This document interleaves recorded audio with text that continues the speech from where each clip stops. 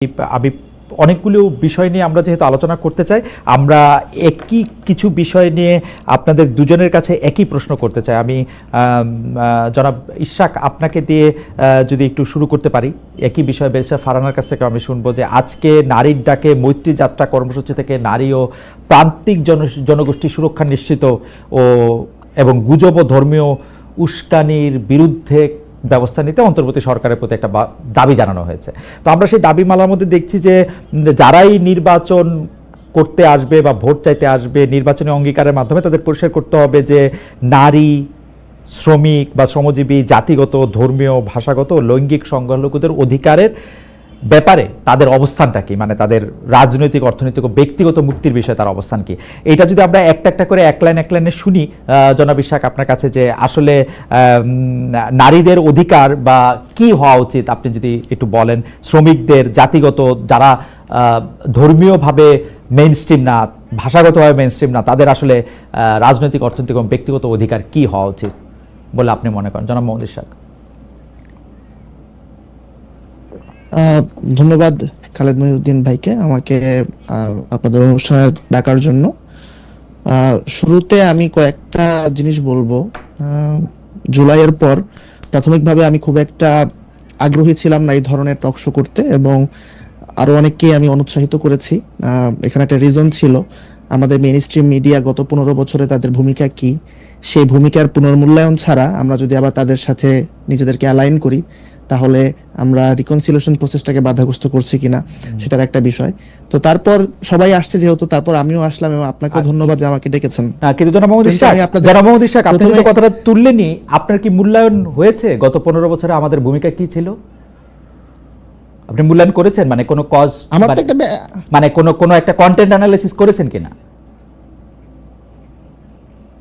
হ্যাঁ, আমার তো মূল্যায়ন আছে। আমরা এগুলো নিয়ে আমি ব্যক্তিগতভাবে লেখালেখি করেছি, আমরা একটা রিসার্চও করেছিলাম।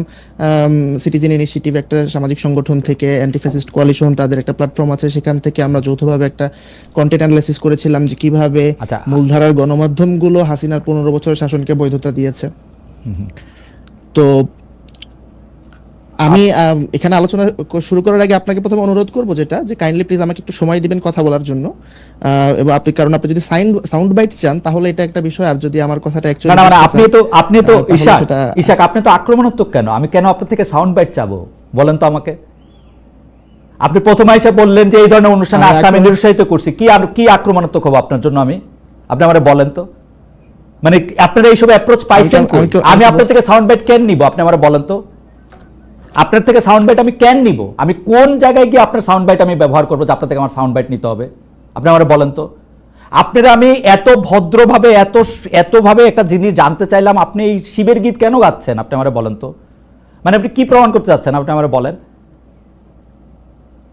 আপনি আমার প্রশ্নের উত্তর দেন দয়া করে, যে আপনি বলেন যে নারী, শ্রমিক, জাতিগত, ধর্মীয়, ভাষাগত, লৈঙ্গিক এবং এই ধরনের, মানে আমি জানি না, আপনি প্রশ্নটা জবাব দেন। আমি আপনার কন্টেন্ট অ্যানালিসিস বা আপনি কি কন্টেন্ট অ্যানালিসিস করছেন আপনি আমাকে জানায়েন, আমি এটা দেখব না পরে। আচ্ছা ঠিক আছে। এই যে আপনি বললেন যে শিবির গীত, এখানে এই ধরনের লোডেড কোশ্চেন, এইটার মধ্যে আমি কোনো লোডেড কোশ্চেন করি না ইশাক, আমি কোনো লোডেড কোশ্চেন করি নাই। আমি আপনাকে কোশ্চেন করছি, কোশ্চেনের পরিপ্রেক্ষিতে আপনি যে কথা বলছেন সেই কথার প্রেক্ষিতে আমি বলছি যে আপনি ইররিলেভেন্ট ভাবে এই কথাটা এখন আপনি বলতেইছেন। আমি আপনার থেকে সাউন্ড বাইট চাচ্ছি। লোডেড কোশ্চেন আমি করলাম না, আপনি মন্তব্য করলেন। আমি কিন্তু যদি শব্দটা ব্যবহার করেছি, এবং যারা আপনি যদি শব্দটা আমি বলি ইশাক, যদি শব্দটা আপনি ব্যবহার করবেন যখন আপনি এটার মধ্যে আসবেন, পড়বেন, অভিজ্ঞতা হবে, তারপর আপনি বলবেন। আপনি আগে থেকে কেন বলবেন? আচ্ছা ঠিক আছে, বলছেন ভাই, আপনি রাজনৈতিক বিশ্লেষক মানুষ, আপনার একটা মত থাকতেই পারে। আমরা 2 পয়সা সাংবাদিক, আপনি বলেন, আপনার যেটা বলতে ইচ্ছা করে আপনি বলেন। আপনি কিন্তু নিজে বলেছেন, এগেইন মানুষ জাজ করবে এখানে কি আক্রমণাত্মক না, ঠিক আছে, প্রজেকশন করছে নিজে। আপনি বলেন মানুষ জাজ করবে, সেটা আমি জানি। আপনি বলেন মানুষ যে জাজ করবে এটা আমি জানি। আপনি বলেন যে মানুষের জাজমেন্টের জায়গা থেকে আপনি বলেন। আমি আবারও বলি, প্রশ্নটা বলি, এইটার মধ্যে বলা হয়েছে যে নির্বাচনী অঙ্গীকারের মধ্যে আপনার প্রশ্ন আমি বুঝেছি। হ্যাঁ, নির্বাচনী অঙ্গীকারের মধ্যে এটা তো ইট গোজ উইদাউট সেইং প্রতিটা মানুষের সিভিল রাইটস আছে, হিউম্যান রাইটস, ইনএলিয়েনেবল হিউম্যান রাইটস আছে, যেটাকে কেউ ভায়োলেট করতে পারে না। তো সেইটা জায়গা থেকে কোনো দল যদি সেই রাইটসের ব্যাপারে আপনার একমত না হয়, তাহলে সে তো ডেমোক্রেটিক প্রসেসে পার্টিসিপেট করতে পারবে না। ডেমোক্রেটিক প্রসেসে পার্টিসিপেশনের তো ন্যূনতম শর্ত আছে। না হলে আজকে তো হচ্ছে একটা ফ্যাসিস্ট দল বা একটা সন্ত্রাসী সংগঠন, তারা এখানে বলবে যে আমরাও গণতন্ত্র চাই, এবং কোনোভাবে তারা হিটলারের মতন তারা একটা মেজরিটি নিয়ে পার্লামেন্টে ঢুকে যাবে। তো এটা তো এটা নিয়ে এটা একটা নো ব্রেইনার এবং নন স্টার্টার কোশ্চেন অ্যাকচুয়ালি। কোশ্চেনটা নন স্টেটার মাইনে নিলাম। আমি এরকম বহু শুনছি বহু মানুষের কাছে যে কোশ্চেন হয় নাই, স্টুপিড হয়েছে, নন স্টার্টার হয়েছে, সেটা ঠিক আছে। কিন্তু আমি আপনার কাছ থেকে জানতে চাইতেছি যে ধরেন এই যে নারীদের যে নির্বাচনী অঙ্গীকারের মাধ্যমে নারীদের রাজনৈতিক, অর্থনৈতিক ও ব্যক্তিগত মুক্তির বিষয়ে অবস্থান পরিষ্কার করতে হবে। আমি জানতে চাইতেছিলাম যে আপনার অবস্থানটা কি, আপনি কি হইলে আপনি বুঝবেন যে একটা নারীর রাজনৈতিক, অর্থনৈতিক ও ব্যক্তিগত মুক্তির ব্যাপারে তাদের অধিকারটা নিশ্চিত করা হয়েছে। সংখ্যালঘুদের ক্ষেত্রেই বা এটা কি, শ্রমিকের ক্ষেত্রে এটা কি, জাতিগত যারা কম, ভাষাগত যারা কম সংখ্যায় আছে তাদের অধিকারের ক্ষেত্রে এটা কি? আপনার তাদের যে সিভিল রাইটস আছে, মৌলিক অধিকার আছে, সেটা সংরক্ষিত হতে হবে। তাদের যে অপরচুনিটিস গুলো আছে, এবং যে অপরচুনিটিস গুলো, ইকোনমিক অপরচুনিটিস, পলিটিক্যাল অপরচুনিটিস এবং অন্যান্য যে সামাজিক সংগঠন এবং সামাজিক যে অধিকারগুলো আছে, সেইগুলো অপরচুনিটিস অ্যাভেল করার অ্যাক্সেস আছে কিনা এবং তারা সেটা করতে পারছে কিনা। সিম্পল, মানে এটা আমার কাছে মনে হচ্ছে এটা হচ্ছে এক কথায় জবাব দাও এই টাইপের একটা প্রশ্ন। এটা তো খুবই স্বাভাবিক, এটা এখানে এত বিশ্লেষণের আমি কোনো জায়গা দেখছি না। আপনার কাছে কি মনে হচ্ছে যে বর্তমানে এই দাবি করার কোনো দরকার আছে, নাকি এইগুলি আসলে আমাদের দেশে, আমাদের সমাজে এটা এই অধিকারগুলি সংরক্ষণ করাই আছে, সব মানুষের সমান অধিকার পাইতেছে? আপনার কাছে কি মনে হয়? আমার কাছে মনে হয় যে এই দাবিগুলো আপনার এখানে করার যৌক্তিকতা আছে। কারণ যদি আমাদের এই প্রবলেমগুলো যদি সোসাইটিতে না থাকতো, তাহলে এই ডিমান্ডগুলো নিশ্চয়ই রেইজ করতো না কেউ। সো যদিও আমরা বলছি যে ডেমোক্রেটিক প্রসেসে আপনার কেউ যদি কারো ফান্ডামেন্টাল রাইটস স্বীকার না করে, তাহলে তাকে আমরা ডেমোক্রেটিক প্রসেসে তাকে ঢুকতে দিব না। কিন্তু এরপরও আমরা দেখছি ডেমোক্রেটিক প্রসেসে অনেক পার্টি, অনেক ইন্ডিভিজুয়াল তারা পার্টিসিপেট করছে, এবং অনেক সময় তারা পপুলিস্ট কারণে বা অন্যান্য কারণে তারা জনপ্রিয় হয়ে যাচ্ছে, যারা অ্যাকচুয়ালি এই ফান্ডামেন্টাল রাইটসগুলোর সাথে অ্যাগ্রি করছে না। সো সেক্ষেত্রে তারা যদি এই দাবিটা করে, দ্যাটস মোস্ট ওয়েলকাম। আপনি মনে করছেন যে তাদের এই দাবিগুলি করার যৌক্তিক কারণ আছে, এবং অনেক ক্ষেত্রে সেই দাবিগুলির ক্ষেত্রে যারা করছে না তাদের এটা মেনে নিতে। আপনার কাছে কি মনে হয় যে এই দাবিগুলি মানার ক্ষেত্রে কারো কোনো একটা সুস্পষ্ট অবস্থান আছে, বা কেউ এই দাবিগুলি না মানার ক্ষেত্রে একটা অবস্থান নিয়েছে, এরকম কি মনে হচ্ছে কখন, মানে কোনো ক্ষেত্রে? মানে আমি যদি বলতে চাই যে এই যে গুজব ও ধর্মীয় উস্কানির বিরুদ্ধে যে একটা কথা বলা হচ্ছে, এই গুজব বা এই ধর্মীয় উস্কানির বিরুদ্ধে কি কোনো একটা পক্ষ প্রতিপক্ষ আছে যে এরা গুজব ছড়াচ্ছে বা এরা এই ধর্মীয় উস্কানি দিচ্ছে, এরকম কি কখনো আপনার মনে হচ্ছে? আচ্ছা, আপনি প্রথমে প্রশ্নটা শুরু করেছিলেন যে হচ্ছে নারীর সিভিল রাইটস এর জায়গা থেকে, পলিটিক্যাল রাইটস এবং অন্যান্য বেসিক রাইটস থেকে। তো এখানে আমরা আসলাম হচ্ছে গুজব এবং ধর্মীয় উস্কানি আর একটা ইয়ে থেকে। তো এখন ধর্মীয় উস্কানিকে তারা কিভাবে ডিফাইন করছে, আই থিঙ্ক ওখানে একটা কন্টেস্টেশন হবে, ওখানে একটা ইন্টারপ্রিটেটিভ একটা প্রবলেমের মধ্যে আমরা পড়বো। এখানে নানান পক্ষ নানানভাবে বিষয়টাকে দেখার চেষ্টা করবে। কেউ বলবে এটা তার ধর্মের পার্ট অ্যান্ড পার্সেল, আবার কেউ বলবে যে এটা হচ্ছে ধর্মের ইনস্ট্রুমেন্টালাইজেশন বা হচ্ছে ধর্মীয় উস্কানি। আবার গুজব, আওয়ামী লীগ তো ফেক নিউজ, সত্যকেও ফেক নিউজ বলেছে, আবার ফেক নিউজকে সত্য বলে চালিয়ে দিয়েছে। এরকম আপনার এখন আরো অনেক পার্টি তারা তাদের মতন করে ট্রুথ ক্লেম হাজির করবে। সো আই থিঙ্ক ওখানে একটা প্রবলেম হবে। বাট ইন প্রিন্সিপাল, মানে আপনি প্রথম প্রশ্নটা যেখানে ছিল, আমার মনে হয় না সেখানে আমাদের সিভিল সোসাইটির জায়গা থেকে বা একজন সেইন হিউম্যান বিং এর জায়গা থেকে ওইটাতে দ্বিমত করার সুযোগ আছে। বাট পরে যখন ইন্টারপ্রিটেশনের প্রশ্ন আসবে, যেটা পার্টিকুলার কেসে, তখন সেখানে অনেক মত দ্বিমত হবে, এবং ওটাই পলিটিক্সের এরেনা। Okay, thank you.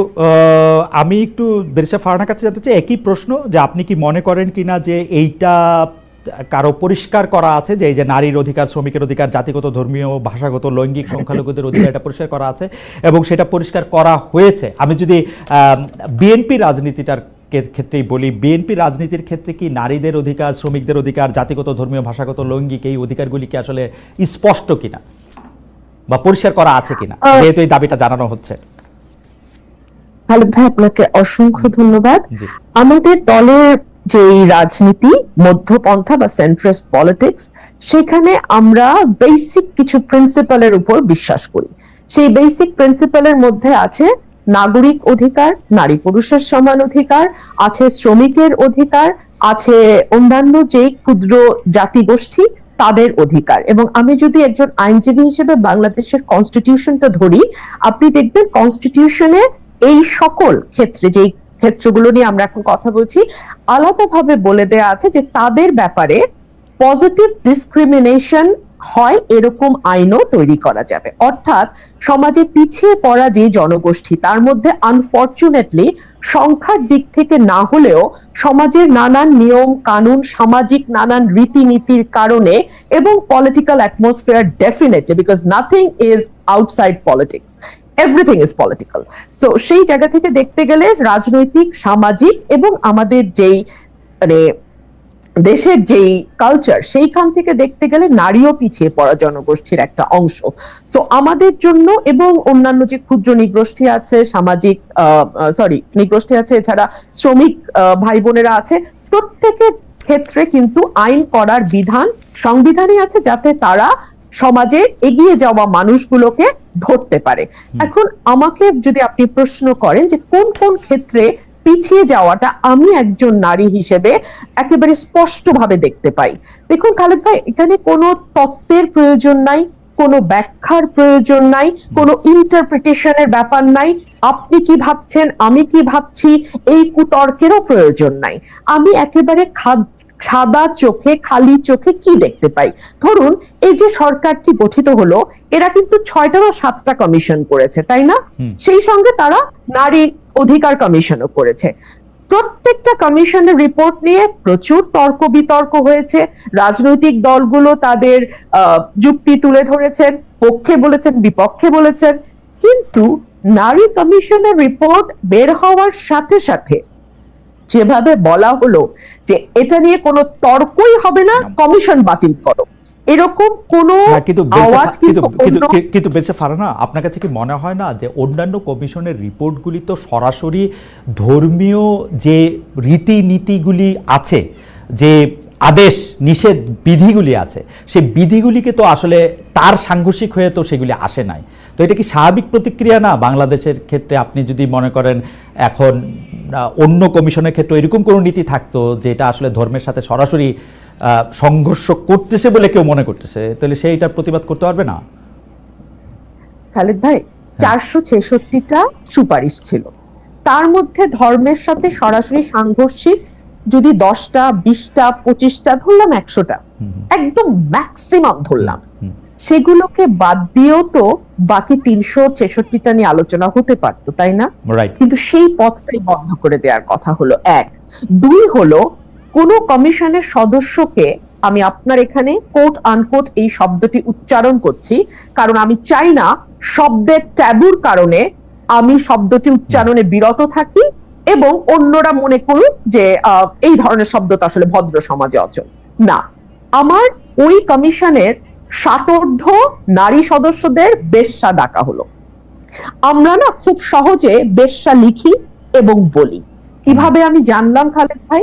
ধরুন এই যে আপনার মতন হাজারটা, আমি আসলে এই জীবনে গত 17 বছরে কয়টা টকশো করেছি আমি জানি না, মানে লক্ষাধিক হয়েছে কিনা তাও জানি না, হয়তো হয়েছে। এখানে ম্যাক্সিমাম কমেন্ট আমার তর্কের খাতিরে পাল্টা যুক্তি আমি পাই না। আমাদের সমাজের পুরুষরা এতই মূর্খ, এতই অশিক্ষিত এবং এতই গর্ধব, আমি দুঃখিত আপনার এই ভাষায় বলার জন্য, এতই অশিক্ষিত এবং এতই গর্ধব যে তারা একজন নারীর যুক্তির পাল্টা কিন্তু বারিশা ফারহানা একটু একপেশে বলতেছেন কিনা যে গালাগালি করা হয়েছে, সেই গালাগালি কিন্তু হেফাজত ইসলামের পক্ষ থেকে, আমি কি বলবো, তারা প্রেস রিলিজ দিয়ে বক্তব্য দিয়ে তারা বলছে যে এটা তাদের বক্তব্য না, এইটা তারা প্রত্যাহার করেছে, এটা তাদের আসলে বলার উদ্দেশ্য ছিল না, এটা তারা সাপোর্টও করে না, এটা এরকম কিন্তু তারা বলছে। আর আপনি ধরেন পুরুষদের গালাগালি আপনি করতেই পারেন, কিন্তু আপনি যদি যারা আপনার অবস্থানটা সাপোর্ট করে না তাদের মধ্যে কিন্তু অনেক নারীও আছেন, ওইটাও কিন্তু একটা বাস্তবতা। খুব ইন্টারেস্টিং কি জানেন খালেদ, নারীরা পছন্দ করে না, কিন্তু আমি এখন পর্যন্ত কোনো নারীকে আমাকে কোনো খারাপ মন্তব্য বা কোনো কুরুচিপূর্ণ মন্তব্য বা গালি এখন পর্যন্ত দেখিনি। অদ্ভুত কাণ্ড, দেখেন 17 বছর, লং টাইম, আমি কোনো নারীকে দেখিনি। 2 হলো হেফাজত কখন বলল যখন দেখলো চারপাশ থেকে এত বেশি সমালোচনা হচ্ছে যে সেটাকে কোনোভাবে পাশ কাটানো যাচ্ছে না, এক। দুই হলো হেফাজতের যেই শত শত লক্ষ লক্ষ হাজারে হাজারে ভাইয়েরা সেখানে উপস্থিত ছিলেন, তাদের কারো একবারও মনে হলো না যে ইসলাম এই নোংরা ভাষায় গালিকে কি চোখে দেখে? ইসলামে এই ব্যাপারে কি বলা আছে? একজন ভাইও কি উঠে দাঁড়িয়ে প্রতিবাদ করে বলেছেন যে আমার ধর্ম এই ধরনের গালিগালাজ প্রশ্রয় দেয় না, অ্যালাউ করে না? কেউ তো বলেন নাই। সেখানে শুধু যে হেফাজতের ভাইরা ছিলেন আমার তা নয়, আমার এনসিপির ভাইরাও ছিলেন, আমার অন্যান্য ইসলামপন্থী দলের ভাইরাও হেফাজতে আরেকটা আছে ইসলামিক আন্দোলন হাত পাখা যে, হ্যাঁ, তারাও সম্ভবত ছিলেন, মানে মোটামুটি সবাই ছিলেন এবং সবাই খুব স্বাভাবিক ভাবে নিয়েছেন কেন জানেন? আমি আপনাকে বলি একটা লাইন, আমাদের মনে, মগজে, মস্তিষ্কের ভেতরে প্রথিত আছে মেয়েদেরকে নিয়ে যাতা বলা যায়, যাতা লেখা যায়, যাতা করা যায়, কারণ তাদেরকে আমরা আসলে মানুষ হিসেবেই ট্রিট করি না, ওরা সাব হিউম্যান। তো এই যে আমার আরেক ভাই আজকে আমার সঙ্গে যুক্ত হয়ে বলছিলেন না যে না এটা তো সবার জন্যই হিউম্যান রাইটস, আগে তো নারীকে আপনি হিউম্যান হিসেবে আপনার স্বীকার করতে হবে, তাই না? সাব হিউম্যান হিউম্যান রাইটসের কথা বলছেন। বেশা ফারহানা, আপনি যদি একটু বিএনপির চোখ দিয়ে আপনি এই অধিকারগুলির কথা একটু বলতেন, যে নারী, শ্রমিক, জাতিগত, ধর্মীয়, বিএনপি দল হিসাবে তার অঙ্গীকারটা এই জায়গা থেকে সে কেমন ভাবে দেখে প্র্যাকটিক্যালি? মানে যেহেতু আপনি আজকে অনেকগুলি বিষয়, আপনি একটু বলেন তো যে নারীর প্রতি আসলে বিএনপি আসলে কেমন, শ্রমিকের প্রতি কেমন, জাতিগত, ধর্মীয়, ভাষাগত, লৈঙ্গিক? কারণ আমরা সবসময় দেখেছি যে বিএনপি বা আওয়ামী লীগ তাদের রাজনৈতিক সীমাবদ্ধ দৃষ্টিভঙ্গি বা কায়েমি স্বার্থবাদিতার দৃষ্টিভঙ্গি থেকে আসলে এই ইস্যুগুলি ডিল করে, কিন্তু দোষ দেয় অন্যদের। ইন্টারেস্টিং। কিন্তু দেখুন, আমি আপনাকে শুরুতে বলেছি যে everything is political, nothing is outside politics. So এই দৃষ্টিকোণ থেকে যদি আপনি দেখেন নারীর ব্যাপারে বিএনপি কি ধরনের মনোভাব পোষণ করে, আমি আমার নিজের ব্যক্তিগত অভিজ্ঞতায় আপনার সাথে শেয়ার করি। ধরুন আমার দল যখন 2018 সালে নির্বাচনে গেল, আমার যে কনস্টিটুয়েন্সি ব্রাহ্মণবাড়িয়ায়, সেই কনস্টিটুয়েন্সিতে আগের 7 বারের এমপি ছিলেন। সুতরাং সঙ্গত কারণে নমিনেশন চাওয়ার পরেও আমি নমিনেশন পাইনি, ওই ভদ্রলোক পেয়েছেন এবং উনি জিতেও এসছেন। সো বিএনপির ওই চয়েসটা হয়তো ঠিকই ছিল, কিন্তু সংরক্ষিত নারী আসনে বিএনপি কিন্তু আমাকে মনোনীত করেছে। আচ্ছা, আমাকে মনোনয়নের পেছনে কারণটা কি? সাধারণত আমরা দেখি সংরক্ষিত নারী আসনগুলোতে কোনো না কোনো, মানে দলের কোনো না কোনো নেতার স্ত্রী কিংবা তার কন্যা কিংবা তার বোন কিংবা তার ভালো বন্ধু, এরাই কেবলমাত্র সংরক্ষিত নারী আসনের মনোনয়ন পেয়ে থাকেন। আমার কিন্তু সেরকম কোনো ব্যাকিং এই দলটিতে নাই, একেবারেই নাই। সো আমার ইউএসপিটা কি ছিল? আমার ইউএসপি ছিল আমি ওরেটর, আমি কথা বলতে পারি, এবং ওই সময় বিএনপির প্রয়োজন ছিল পার্লামেন্টে এমন একজনকে পাঠানো যে কথা বলতে পারে, যে বিএনপির কথাগুলো মানুষের সামনে তুলে ধরতে পারবে। সো ওই দিক থেকে চিন্তা করলে আপনি দেখেন আমাকেও আমার ওই ইউএসপিটাকে ইউজ করেই সংসদে যেতে হয়েছে। আপনি যদি এটাকে আরো ব্রডার পার্সপেক্টিভে আমরা দেখি, ফর এক্সাম্পল জেনারেল নমিনেশনের ক্ষেত্রে, খালেদ ভাই, আমি এখন যদি আমার দলকে দোষ দেই যে কেন তারা নারীকে আরো বেশি নমিনেশন দিচ্ছে না, কেন 50% নারী যেই দেশে, সেই দেশে, বা 53% সেই দেশে, কেন অন্তত 33% আসনে, ঠিক আছে, 33% আসনে আমরা সরাসরি নারী মনোনয়ন দেখছি না কেন জানেন? বিকজ দুটো কারণ। এক হচ্ছে আমরা সত্যিকার অর্থে জিতে আসার মতো সেরকম নারী ক্যান্ডিডেট অতগুলো নেই, আসলেই নেই খালেদ ভাই। এর জন্য কিন্তু শুধুমাত্র পলিটিক্যাল পার্টি দায়ী না, এই জন্য আমাদের সমাজ ব্যবস্থা দায়ী, আমাদের পারিবারিক ব্যবস্থা দায়ী, আমাদের রাষ্ট্র। না, আমি আপনার সাথে সম্পূর্ণ একমত। চমৎকার করে বলেছেন, কিন্তু পলিটিক্যাল পার্টিগুলির তো একভাবে লিড নেয়ার থাকে। এখন আমরা যত বেশি জামাত শিবিরের, এনসিপির বা আওয়ামী লীগের সমালোচনা করি, এটা না করার ক্ষেত্রে সেই সমালোচনাটা আসলে বিএনপির এগেইনস্টও আসলে করতে পারবো কিনা, বিএনপি মুখে যা বলে আসলে সেটা প্র্যাকটিক্যালি তা করে কিনা। খালেদ ভাই, আমি কিন্তু মনে করি যে ডিসক্রিমিনেশন যেটাকে বলা হয় শুধুমাত্র নারী হবার কারণে, আমরা যদি এভাবে let's put it in this way, just because তুমি নারী সো তুমি ওই জায়গায় যেতে পারবে না, না, বিএনপি এটা বিশ্বাস করে না।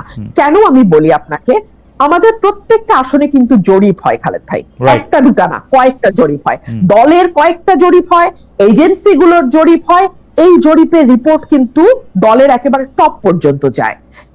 আমরা যদি কনস্টিটিউয়েন্সিতে ইভেন ধরেন আমি আমার ব্যাপারে বলতে পারি, আমি কনস্টিটিউয়েন্সিতে কতদিন পর গেলাম, কয়টা মিটিং করলাম, কোন কোন ইউনিয়নে মিটিং করলাম, কোনটাতে লোক কেমন হলো, এগুলোরও কিন্তু দীর্ঘ ফিরিস্তি দলের কাছে আমি জানার আগে চলে যায়। রাইট। তার মানে কোন নারী যদি সত্যি মানে সে মিন করে যে আমি ইলেকশন করব, আই মিন ইট, আমার কাম হোয়াট মে আমি কন্টেস্ট করব, দল কিন্তু তখন অটোমেটিক্যালি সেই নারীটার স্কোর যখন হাই হতে থাকে আপনার ওই জরিপগুলোতে, তখন দল তো ওই আসন চায়, দল তো আর কোনো আসন হারাইতে চায় না।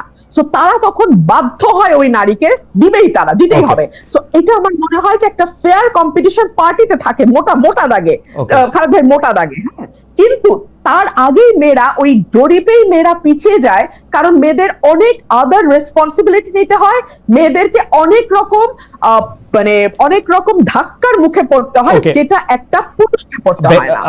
বেশাফারনা, আমরা আবার আসবো আপনার কাছে। আমি একটু জনাব মোহাম্মদ ইশরাক আপনার কাছে যেতে চাই। আপনি আসলে যেহেতু রাজনীতির বিভিন্ন গতি প্রকৃতি বিশ্লেষণ করেন, গত কয়েকদিনে আপনার রাজনৈতিক বিশ্লেষণের মধ্যে আপনি জানেন সেগুলি নিয়ে পক্ষে বিপক্ষে নানা ধরনের আলোচনা হয়েছে, আমি আপনাকে একটু পড়ে শোনাচ্ছি। আপনি জগন্নাথ বিশ্ববিদ্যালয়ের বর্তমান সরকারের একজন উপদেষ্টা জনাব মাহফুজ আলমের মাথায় বোতল ছুঁড়ে মারা নিয়ে আপনি বলেছেন, আমি আপনাকে কোট করছি, বোতল কে ছুঁড়ে মেরেছে তা তো মুখ্য না, কোনোদিনই মুখ্য ছিল না, মুখ্য হচ্ছে এটা নিয়ে যে রাজনীতি হবে সেটা জাসি দায়ী। অর্থাৎ আপনি ওদের জামাত শিবিরকে বলেছেন এই কারণে যে আপনি পরিষ্কার করবেন সেটা, জাসি বোতল ছুঁড়ে মেরেছে, জাসি দায়ী কারণ জাসি সবাইকে শত্রুতে পরিণত করেছে, এমন কেউ আর অবশিষ্ট নাই যে জাসির পক্ষে কথা বলবে। লাস্ট আপনি বলছেন যদি সবাই মিলে একটা মিথ্যাকে সত্য বলে তাহলে মিথ্যাই সত্য, জাসি সত্যটা বোঝে নাই জন্য শাহবাগে হেরেছে, আবার হারবে। আপনি যদি একটু আমাদের ব্যাখ্যা করেন, জাসি বলতে আপনি নিশ্চয়ই জামাত শিবিরকে, আমার মনে হচ্ছে যে আপনি নিশ্চয়ই জামাত শিবিরকে বুঝিয়েছেন, আপনি এটা যদি একটু আমাদেরকে ব্যাখ্যা করেন। আর আমি একটু আপনার জন্য একটা ছোট্ট করে একটু বলি আমাদের দর্শকদের জন্য, যেই ছোট ছোট ক্লিপিংসগুলি দেখা যায়, আমি দর্শকদের অনুরোধ করব আপনারা দেখবেন যে এগুলি আমরা ঠিকানা থেকে আসলে এগুলি আমরা কখনো মানে একদম শর্টস যেগুলি আমরা করি সেগুলি বাদে অন্য অনেকগুলি জায়গা থেকে, এইখান থেকে একটা কথা সেখান থেকে একটা কথা দিয়ে যেগুলি করা হয় সেগুলির সাথে কিন্তু আমাদের কোনো সম্পর্ক নাই, আপনারা নিশ্চয়ই এগুলি বুঝতেও পারেন। সেজন্য সাউন্ড বাইট বা এই জাতীয় জিনিসের ক্ষেত্রে আমাদের এই টকশোর কোনো উদ্দেশ্য থাকে না। জনাব মোহাম্মদ ইশরাক, আপনি যদি একটু বলেন আপনার এই বোতল ছুঁড়ে মারা রাজনীতিটা যদি আমাদেরকে একটু বলেন, জনাব মোহাম্মদ ইশরাক। আচ্ছা, তো বোতল ছুঁড়ে মারা নিয়ে যে বিষয়টা হলো, প্রথমে জগন্নাথ বিশ্ববিদ্যালয়ের ছাত্রছাত্রীরা তারা আন্দোলন করছিল, তাদের 3টা দাবি ছিল, 3 দফা দাবি ছিল, সেই দাবিতে তারা আন্দোলন করছিল এবং আন্দোলন করার এক পর্যায়ে সেখানে একজন উপদেষ্টা তিনি আসলেন ছাত্রদের সাথে কমিউনিকেট করতে। তো তিনি যখন কথা বলছিলেন তখন সাংবাদিকরাও ছিল, তখন হুট করে একজন বোতল ছুঁড়ে মারলো, পানির বোতল, প্লাস্টিকের, খানিকটা হয়তো পানিও ছিল, তারপর সেটা তার মাথায় যেয়ে লাগলো। তো এরপর তিনি সেখান থেকে চলে গেলেন এবং চলে যাওয়ার পর উনি ইনফরমালি এবং ইনডাইরেক্টলি এবং ওনার যে সংগঠন আছে, ছাত্র সংগঠন আছে, তারা ইনডাইরেক্টলি এবং ইনফরমালি ডাইরেক্টলি তারা এটাকে জামাত শিবিরের উপর ব্লেম করলো। আজকে আমরা জানতে পারলাম যে ছেলেটা হচ্ছে, তাকে ডিবি কার্যালয়ে নিয়ে যাওয়া হয়েছিল, পরে সেই উপদেষ্টা তাকে ছাড়িয়ে নিয়েছেন অর সামথিং এরকম কিছু একটা হয়েছে। বাট গত কয়েকদিন, 1-2 দিন আপনার এই পুরো বিষয়টা জামাত শিবিরের উপর দায় চাপানোর একটা বিষয় ছিল। তো সে সময় জামাত শিবির যে কাজটা করলো, তারা বিভিন্ন ধরনের ফ্যাক্ট এবং বিভিন্ন ধরনের তথ্য সামনে আনার মাধ্যমে তারা বোঝানোর চেষ্টা করলো যে এই কাজটার সাথে তারা জড়িত না। কিন্তু আমি যেহেতু অ্যান্টি ফাউন্ডেশনাল স্কুল অফ থটে বিশ্বাস করি এবং এসেনশিয়ালিস্ট নোশনের বাহিরে, তো আমি মনে করি যে আসলে রাজনীতি এইভাবে সত্য দিয়ে বা ফ্যাক্ট দিয়ে হয় না, এখানে পারসেপশন এবং ট্রুথ এই দুটো মিলেমিশে একাকার হয়ে যায়। 5ই আগস্টের পর থেকে বাংলাদেশের সবচেয়ে বাজে রাজনীতি করেছে জামাত শিবির, অথচ জামাত শিবিরের জন্য 5ই আগস্টের পর থেকে সবচেয়ে ভালো রাজনৈতিক ময়দান ছিল। আমার জন্মের পর থেকে সম্ভবত আমি কখনো, বা আমার বোধ বুদ্ধি হওয়ার পর থেকে আমি কখনো জামাত শিবিরের জন্য এত ভালো পলিটিক্যাল ফিল্ড কখনো দেখিনি। কিন্তু তারা যেটা করেছে, তারা সকল পক্ষকে, রাজনৈতিক পক্ষকে তারা এলিয়েনেট করেছে। কারণ বিএনপির কথা ধরেন, BNP is a mature political party, দীর্ঘদিন ধরে তারা রাজনীতি করেছে, রাষ্ট্র ক্ষমতায় বহুবার ছিল, তারা কিন্তু বিভিন্ন জনের সাথে ফর্মাল ইনফর্মাল অ্যালায়েন্সে আছে। সো বিএনপির পক্ষে শুধুমাত্র বিএনপি না, বিএনপির বাহিরেও আরো অনেকে কথা বলছে, এবং বিএনপি যেহেতু গভর্নমেন্ট ইন ওয়েটিং, তাই বিএনপির পক্ষে কথা বলার জন্য অনেকের মধ্যে একটু উস্কুসো করে।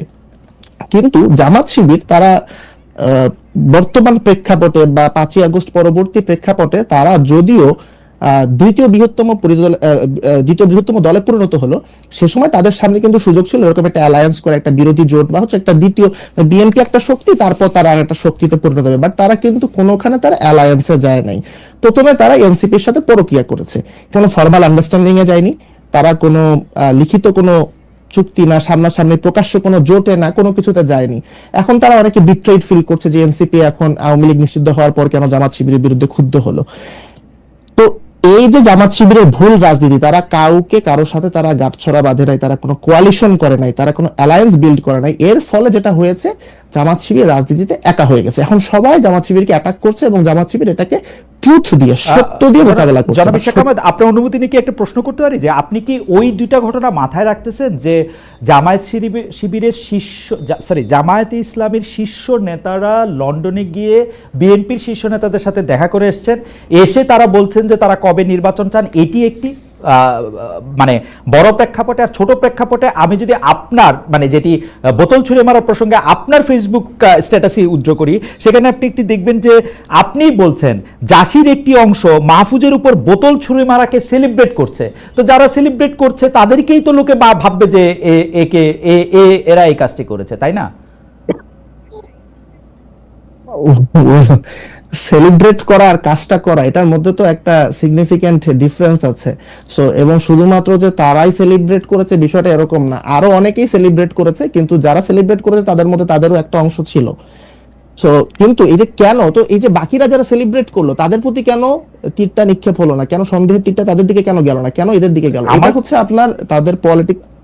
জি, আপনি ওইটাও যদি একটু বলেন যে আপনি এলিয়েনেটেড করছে জামাত ইসলামী সবাইকে বলছেন, কিন্তু আমি তো দেখতে পাচ্ছি যে জামাত ইসলামী তো বিএনপির সাথে সম্পর্ক পুনর্গঠন, প্রকাশ্যে আড়ালে আলোচনা, এনসিপির সাথেও প্রকাশ্যে সামনে আলোচনা, মানে সেটা কোনোটাই তো আড়ালে করতেছে না। জামাত ইসলামী তো চেষ্টা করতেছে সবার সাথে মিলেমিশে থাকার। একটা হচ্ছে আপনার কম্পিটিটিভ পলিটিক্সে আপনি সবার সাথে ডায়ালগ করবেন, আর কোয়ালিশন বা জোট গঠন এই ধরনের বিষয়গুলো ডিফারেন্ট। আমরা যেহেতু এখন পর্যন্ত ফার্স্ট পাস্ট দ্য পোস্ট সিস্টেমে আছি, অর্থাৎ হচ্ছে মেজরিটি ভোটে আমাদের হচ্ছে নির্বাচন হয়। আমাদের তো এখানে রিপ্রেজেন্টেটিভ পিআর সিস্টেম না, প্রপোর্শনাল রিপ্রেজেন্টেশন সিস্টেম না। সো এখানে ভোটের আগেই কিন্তু জোটটা গঠন হয়। প্রপোর্শনাল রিপ্রেজেন্টেশনে সাধারণত জোট গঠনটা হচ্ছে আপনার নির্বাচনের পরে হয়, সরকারের সময় যে। তো এখন জামাত কি বিএনপির সাথে জোটে গিয়েছে বা এই ধরনের কোনো আলোচনা আমি কিন্তু দেখিনি। হ্যাঁ, তারা কথা বলেছে, ডায়ালগ তো তারা সবাই করছে। জোটের প্রসঙ্গ তো নির্বাচনের সময় আসুক, তফসিল ঘোষণা হোক, তারপরে তো এটা তো সময় আছে। মানে জামায়াত এনসিপির সাথে নির্বাচন, মানে আমি বোঝার জন্য, জনাব মোহাম্মদ ইশাক বেয়াদবি নেবেন না, আপনি বোঝার জন্য আমি বলতেছি, মানে আপনি কেন এটা ভাবতেছেন যে জামায়াত আর এনসিপির সাথে জোট করবেই না বা জামায়াত আর বিএনপির সাথে জোট করবে, এটা কি শেষ কথা বলে দেওয়ার সময় এসছে কিনা? কারণ আমি দেখতে পাচ্ছি যে জামায়াত চেষ্টা করতেছে আসলে কারো না কারোর সাথে থাকার। আচ্ছা, এটা আমার দেখা, কারো না কারোর সাথে থাকার চেষ্টা করছে। এখন যদি জামাত এনসিপি কে দ্বিতীয় বৃহত্তম দল হিসেবে স্বীকৃতি দিয়েই দেয়, এই স্বীকৃতিটা এনসিপির এখনো প্রাপ্য কিনা এটার তো কোনো মেজারমেন্ট আমাদের কাছে নাই। কিন্তু যদি সেটা না হয়, যদি আপনার জামাত দ্বিতীয় বৃহত্তম দল হয়, তাহলে তো আমাদেরকে এটা মাথায় রাখতে হবে, রাজনীতিতে প্রধান দুইটা দলের মধ্যে কখনো কোনো জোট হয় না। জোট হয় হচ্ছে আপনার 1 আর 3, 2 আর 3 বা 2 আর 4। সো এইরকম কোথায় হয়েছে? এনসিপির সাথে যদি জামাত যদি কোনো কংক্রিট কোনো ডায়ালগে আসতো, তাহলে নিশ্চয়ই জামাত এই ধরনের ব্যাশিং এর সম্মুখীন হতো না, এরকম বিরোধিতার মধ্যে পড়তো না। তারা যেটা করেছে, এটা এই ধরনের বাজে পলিটিক্স কেউ করে না। আপনি নিজের দলের লোক দিয়ে অন্য আর একটা দল গঠন করে দিচ্ছেন, এই পলিটিক্স শুধুমাত্র জামাত ইসলামের দ্বারাই সম্ভব। কিন্তু আওয়ামী লীগ আমাদেরকে দেখাইছে না যে একটা হাসি খুশি বিরোধী দল রাখা সম্ভব, জাতীয় পার্টি। আচ্ছা, আর জামাত ইসলামী তো জামাত ইসলামী তো বিএনপি সেই হাসি খুশি বিরোধী দলটাও হইতে পারে, মানে সেই সম্ভাবনা তো আমি দেখতে পাচ্ছি আসলে। মানে আমি যদি প্রশ্নের খাতিরে আপনাকে জানতে চাই আর কি,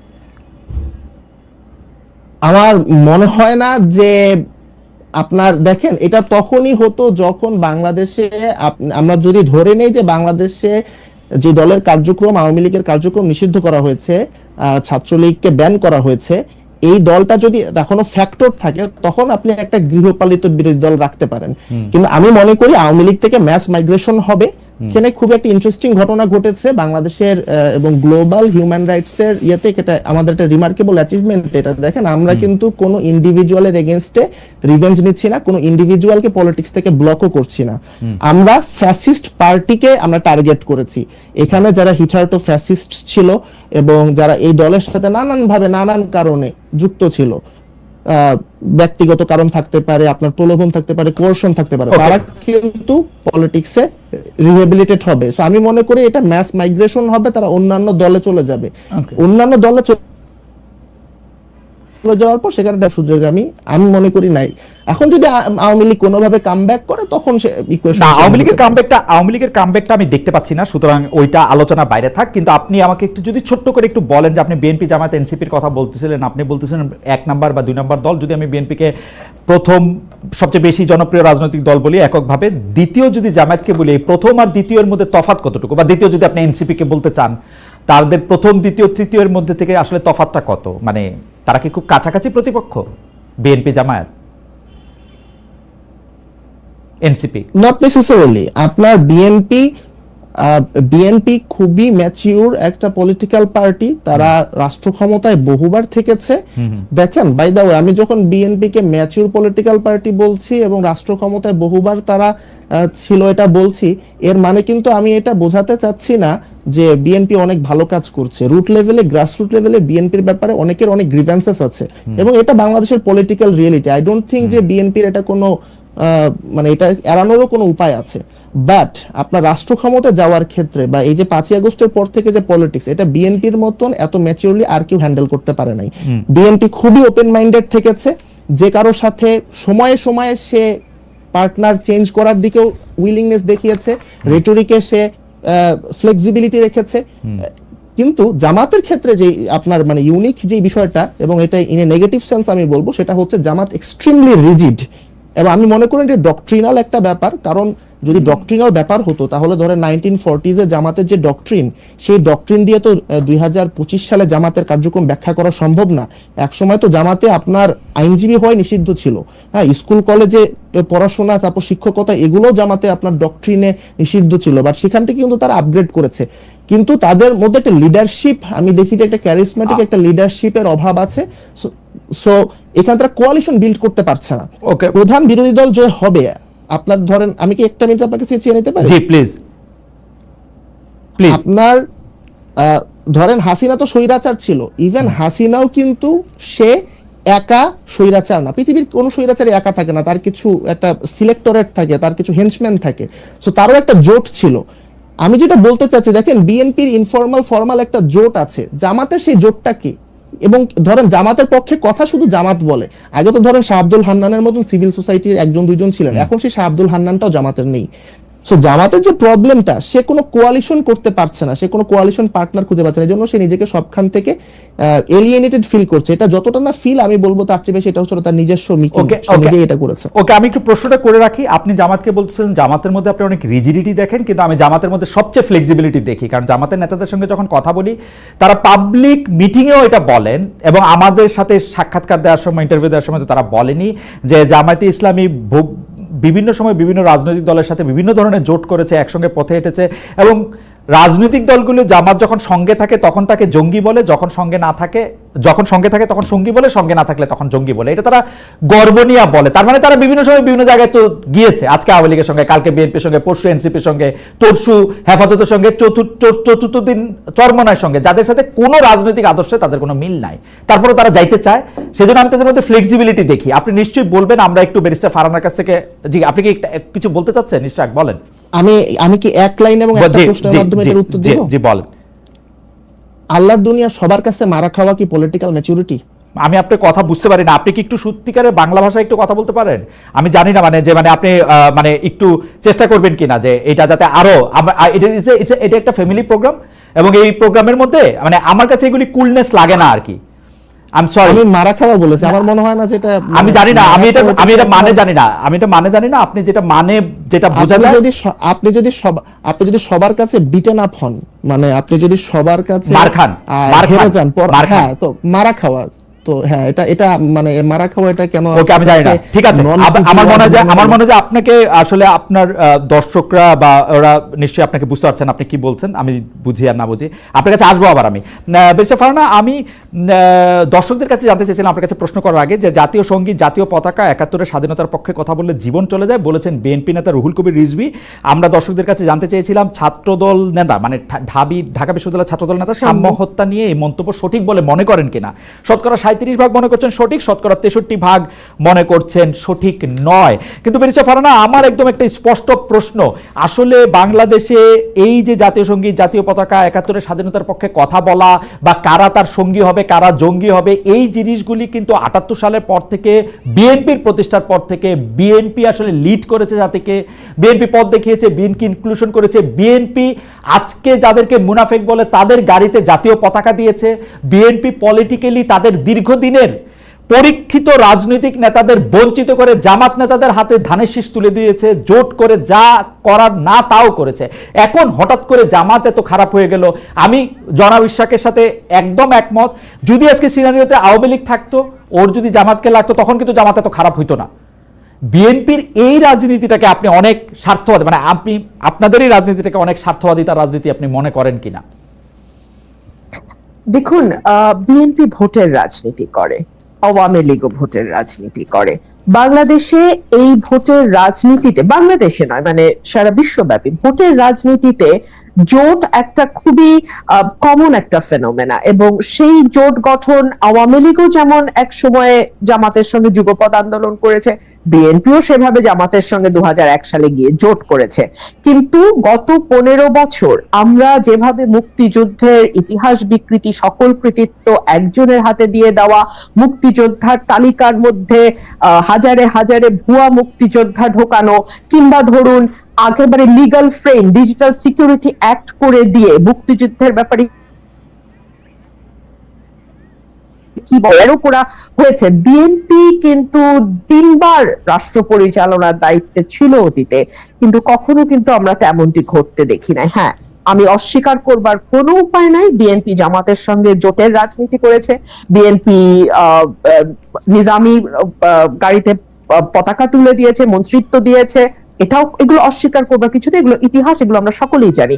তবে বাংলাদেশের রাজাকারের গাড়িতে প্রথম পতাকা আওয়ামী লীগ কিন্তু যখন তারা ক্ষমতায় এসেছিল ৯৬ সালে, তখন কিন্তু তারা তুলে দিয়েছিল নুরু রাজাকারের গাড়িতে, আমরা যদি নামটা যদি ভুল না করে থাকি, হ্যাঁ, তো তারা তুলে দিয়েছিল। সো একটা বিষয় বলেন।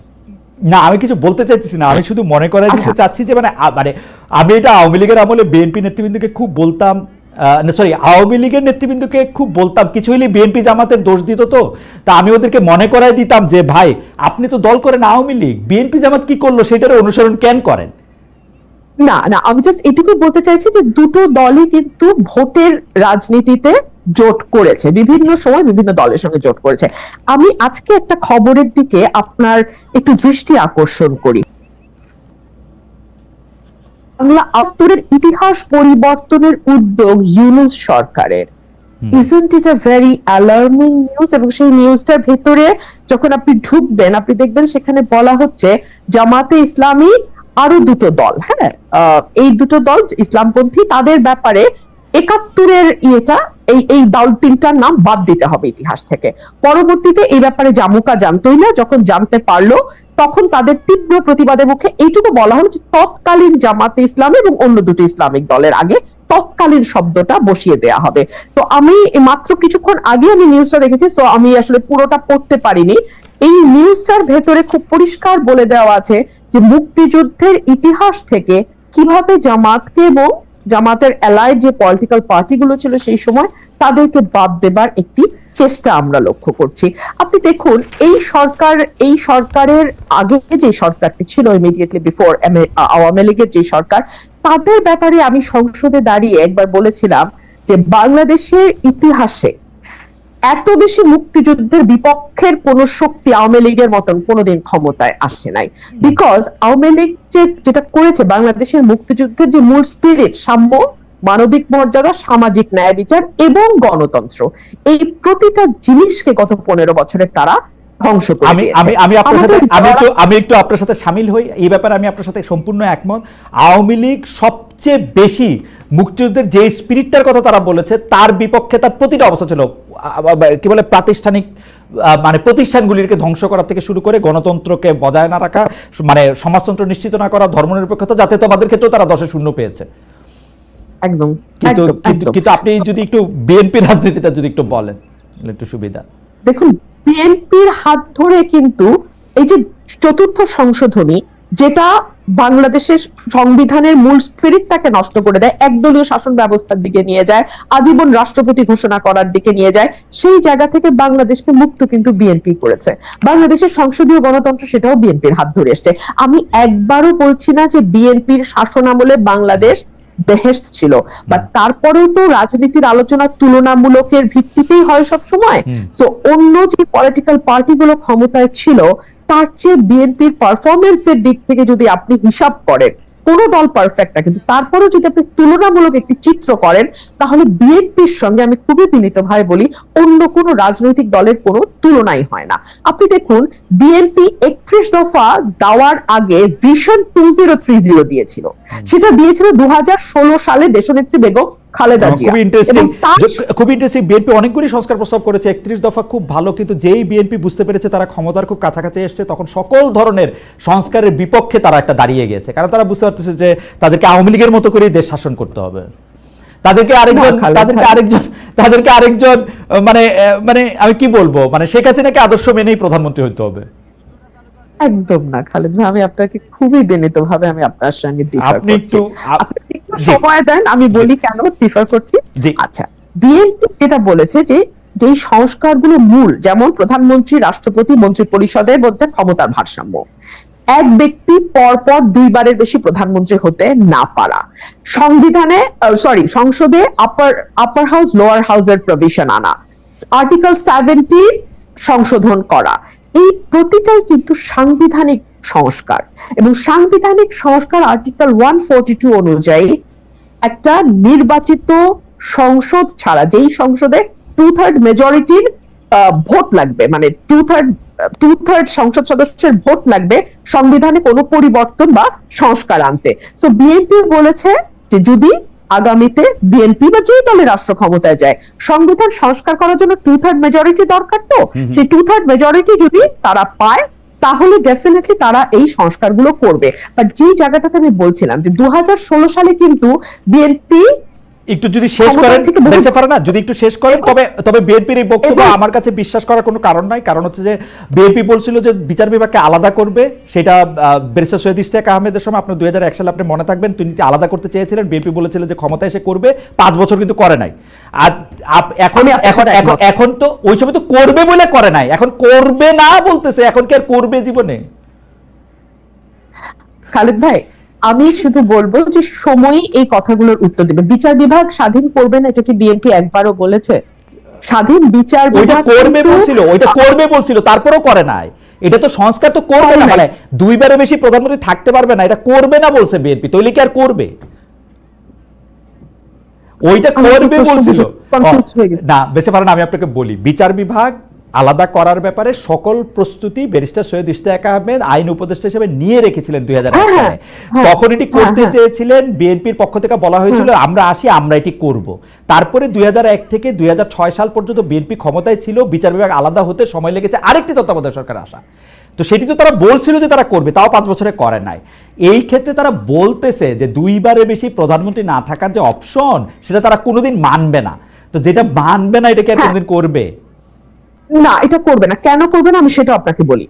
বলেছে বিএনপি এটুকু বলেছে যে পরপর দুবারের বেশি, মানে থার্ড টার্মে সে প্রধানমন্ত্রী হতে পারবে না, এটা বলেছে। আচ্ছা, আপনি আমাকে দেখান তো ওয়েস্টমিনিস্টার ডেমোক্রেসি যে দেশগুলো আছে, হ্যাঁ, সেখানে কি একটা দল তারা আগে থেকে বলে যে না, পরপর দুবারের বেশি আমরা একজনকে প্রধানমন্ত্রী করব না, বা আমরা পরপর তিনবারের বেশি একজনকে করব না, বা একবারের বেশি একজনকে করব না।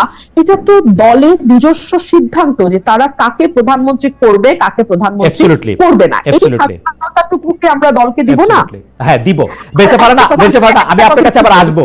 জনাব ইশাককে একটু শুনে আসি। শুধু আমি একটু এটা বলে রাখি, দলের কোনো সিদ্ধান্ত নেওয়ার ক্ষমতা নাই দলের টপকে চেঞ্জ করার। আমরা গত 40 বছরে তাই দেখছি। ওয়েস্টমিনিস্টারের উদাহরণ আপনি দিলেন। ওয়েস্টমিনিস্টার ডেমোক্রেসি বাংলাদেশে আইসা ওই যে মানে আমি কি বলবো, পথিক তুমি পথ হারাই আছো, আমরা নামে বলি আর কি, যে মানে ওয়েস্টমিনিস্টার ডেমোক্রেসি বাংলাদেশে এসে একটা ডিফারেন্ট ডেমোক্রেসি। এটা আসলে আমাদের স্টাইল। আমি একটু জনাব ইশাকের কাছে না আপনার কাছে আসি। আমি বেঁচে ফারানা, আপনি এই বিষয়ে একটু নতুন করে একটু বলবেন। জনাব ইশাক, আমরা আজকে ডেইলি স্টার সম্পাদক জনাব মাহফুজা নামের একটি কলাম প্রকাশিত হতে দেখি।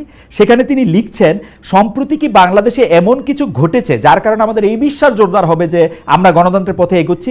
সামাজিক যোগাযোগ মাধ্যম ব্যবহার করে জোর খাটিয়ে সরকারকে হুমকি দিয়ে, আলটিমেটাম দিয়ে এবং আরও বিভিন্ন উপায়ে সরকারকে নতি স্বীকারে যারা বাধ্য করছে তাদের কথা বাদ দিলে বর্তমান শাসন প্রক্রিয়া এমন কিছু কি রয়েছে যেখানে সাধারণ মানুষের মতামত প্রতিফলিত হচ্ছে? জনাব ইশাক, আপনার মন্তব্য আমরা একটু শুনতে চাই। আরও দু একটা বিষয় আপনার কাছে জানার আছে। জনাব ইশাক, আপনার এই প্রশ্নটার উত্তর আমি দেওয়ার জন্য ব্যারিস্টার রুমিন ফারহানার উনি যে কথাটা বলছিলেন এবং ওনার সাথে আপনার যে আলোচনাটা হচ্ছিল সেটার একটু সূত্র টানতে চাচ্ছি। জি প্লিজ। দেখেন, আমাদের জেনারেশন স্পেশালি, তারপর হচ্ছে আপনার এনসিপি এবং শিবিরের অনেকে আপনার এই যে সংস্কার প্রসঙ্গে বিএনপির যে দোদুল্যমান অবস্থান এবং বিএনপির যে ভূমিকা, সেটা অনেকে তো খুব বেশিরভাগই তীব্র বিরোধী, এবং অনেকে তীব্র বিরোধী না হলেও এটাকে খুব একটা ভালো চোখে দেখছে না। কিন্তু আমি এখানে একটু নিজেকে ডিস্টেন্সে রেখেছি এ কারণে, আপনি যদি দেখেন রেভলিউশনের পর সবখানে অ্যানার্কি হয়, যে কথাটা কিন্তু আপনি মাত্র বললেন যে মাহফুজ আনামও সেটাতে অ্যালিউড করছে। আপনার ইরাকে সাদ্দামের পতনের পর ইরাক একটা প্রবলেম ফেস করে। সো তারা আপনার স্বৈরাচার ঠেকাতে খুবই উদ্গ্রীব ছিল।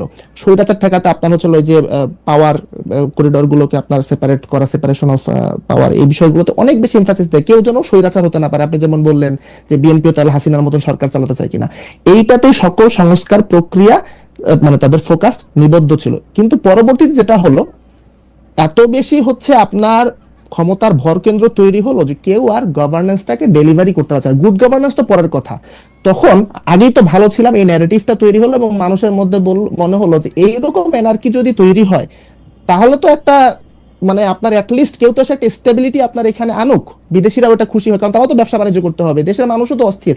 আপনি যদি খেতে না পারেন তাহলে শুধু বাক স্বাধীনতা দিয়ে আপনি কি করবেন, আপনার যদি এখানে ইন্ডাস্ট্রি বন্ধ হয়ে যায়। তো এইরকম কারণে আমি মনে করি বিএনপির যে প্রপোজাল গুলো ছিল, রিফর্ম প্রপোজাল গুলো ছিল, সেগুলো কিন্তু একটা প্রি রেভলিউশনারি স্টেজের আপনার রিফর্ম প্রপোজাল। রেভলিউশনারি একটা বাস্তবতার পরে এখন প্রতিদিন যমুনায় আন্দোলন হচ্ছে। হাবিবুর রহমান নামে ছাত্র দলের একজন আছেন, উনি প্রায় এগুলোর বিরুদ্ধে লেখেন এবং আমি মনে করি উনি খুবই দূরদর্শী, কারণ উনি জানেন যে বিএনপিকেও কয়েকদিন পর এই ধরনের অ্যানার্কিকে ফেস করতে হবে। এখন যদি এগুলোকে বিএনপি এই সরকারকে চাপ দেওয়ার জন্য, নির্বাচনের জন্য বা সরকারকে আনপপুলার করার জন্য এই বিষয়গুলোকে গায়ে মানে পালে হাওয়া দিতে থাকে, আপনার 2 দিন পর যখন বিএনপি এই সেম সিচুয়েশনটা ফেস করবে, when it will be in government, তখন কিন্তু একটা মারাত্মক প্রবলেম হবে। সো এই পোস্ট রেভলিউশনারি সিনারিওতে আপনাদের নেপোলিয়নের উত্থান কেন ঘটলো? কারণ এখানে রেইন অফ টেরর চলছিল, এনার্কি চলছিল। সো আমি এখানে মনে করি যে সেপারেশন অফ পাওয়ার এটা খুবই নেসেসারি, কিন্তু তার আগে আমাদের রাষ্ট্রটাকে একটা স্টেবল অর্ডারে নেওয়ার জন্য মেবি আমাদের এখানে এত হ্যাস্টিলি ডিসিশন বা হচ্ছে স্রেফ বিএনপি এই মুহূর্তে এত রেডিক্যাল চেঞ্জ চাচ্ছে না জন্য তাকে খুব বেশি ব্লেম দেওয়া, আমি মনে করি এখানে আমাদের, আমি কোনো সিদ্ধান্ত দিতে চাচ্ছি না যে এটা ভালো এটা খারাপ, আমি মনে করি যে এখানে আমাদের একটা গ্রে এরিয়া আছে যেখানে আমরা এটা নিয়ে একটু চিন্তা ভাবনা করার সুযোগ আছে। আমি আসলে আপনার কথার প্রেক্ষাপটেই একটা মানে সম্পূরক প্রশ্ন করতে চাই, যেটা আসলে ব্যারিস্টার রুমিন ফারহানার কাছেও যাবে, আপনার একটু মন্তব্য শুনে যেতে চাই। আবারও একটু ফিরে আসি যে বর্তমানের এই যে 5 আগস্টে গণ অভ্যুত্থান পরবর্তী রাজনীতিটা নিয়ে, পরবর্তী রাজনীতিটাতে নিয়ে আপনি দেখবেন যে জাতীয় সঙ্গীত পছন্দ না করা, মুক্তিযুদ্ধকে ইসলাম বিরোধী যুদ্ধ বলা, এগুলি নিয়ে গত কয়েক মাসে নানাভাবে জামায়াত শিবির সহ, আপনি জানেন যে জামায়াত শিবির সহ অন্যান্য তাদের সমর্থকেরা, তাদের সহ দলরা এই কথাগুলি বলেছে, লিখেছে। আমাদের এখানে লেখক বুদ্ধিজীবী রেজাউল করিম রনি সম্প্রতি আসে এটা বলছিল যে জামায়াত 24 চব্বিশ দিয়ে 71-কে ঢাকতে চেয়েছিল, সেটা ব্যাকফায়ার করেছে। এ ব্যাপারে আপনার কোনো মন্তব্য বা পয়েন্ট অফ ভিউ আছে কিনা, যে এটা কি সত্যি আসলে জামায়াত কি মনে করে যে আসলে 24-কে বড় করে 71-কে ছোট করা বা 71-কে অন্য একটা মাত্রা দেওয়া, এটা কি সম্ভব, বা এটা কি জামাতের পরিকল্পনার মধ্যে আছে? জামাতের পরিকল্পনার মধ্যে আছে কিনা সেটা তো আমি বলতে পারবো না।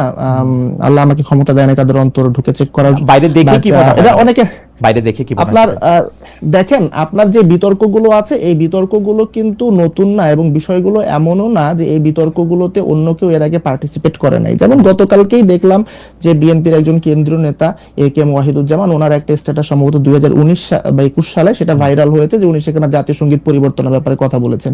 কর্নেল ওলি, আমি ভুল করে না থাকলে উনিও মুক্তিযুদ্ধ করেছেন, উনিও কিন্তু জাতীয় সঙ্গীত পরিবর্তনের ব্যাপারে কথা বলেছেন। আমার বহু আগে খেয়াল আছে, যদি স্মৃতি প্রতারণা করে না থাকে, বর্তমানে যে বিডিআর তদন্ত কমিশনের প্রধান, উনিও মুক্তিযুদ্ধ করে ওখান থেকে ওয়ারকোর্স থেকে আপনার সেনাবাহিনীতে কমিশন লাভ করেন, উনিও কিন্তু জাতীয় সঙ্গীত পরিবর্তনের ব্যাপারে কথা বলেছেন।